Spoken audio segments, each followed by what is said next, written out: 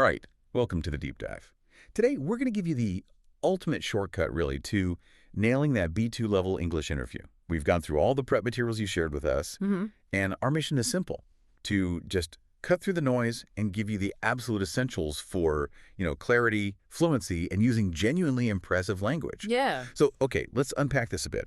The foundation, which your sources kept pointing to, isn't actually super complex grammar. Not at all. It's just listening. Really listen to the question, take maybe 5 seconds to structure your thoughts, and then start talking. Which is so crucial. But what's fascinating at this B2 level is that you have to move beyond those simple subject-verb-object sentences. That's the real jump. Right. You have to prove you can link ideas together. I think we need to look at the structural requirements first because, honestly, without that frame, the fancy vocabulary it won't land properly. Okay, I like that. And the mandate in these coaching notes was so specific. It said you must incorporate complex structures. This is where it gets really interesting for me. We're talking relative clauses, the passive voice, and conditionals. But why those three specifically? It all comes down to logical sophistication. I mean, take the passive voice. The insight from your materials is that it's not just a grammar checkbox. Right. It helps you sound more objective, more formal. So instead of, I led the team, you might say, the project was successfully completed under my leadership. See the difference? Oh, that's a great point.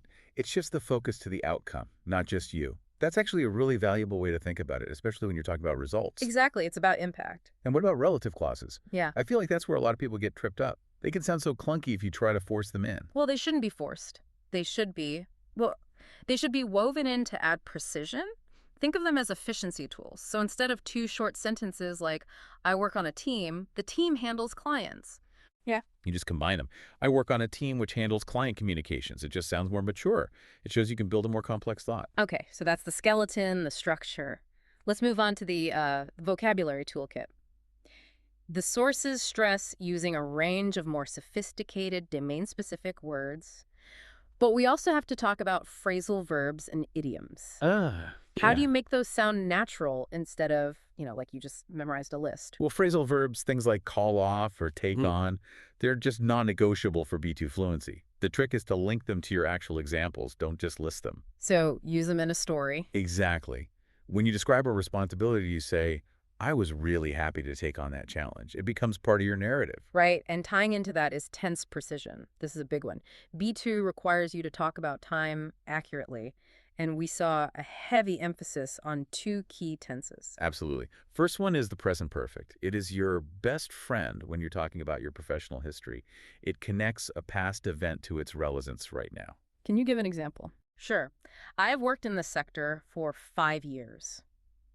That tells the interviewer that you understand the current challenges because of your past. It immediately builds credibility. I see. And then linking all the way back to our structural points, the materials just hammered home the second conditional. For those hypothetical, what would you do if questions? Precisely, because interviewers love those. If I faced that issue, I would first consult the technical team. It's not just grammar, it shows you can think through a problem, that you have a process. It demonstrates foresight.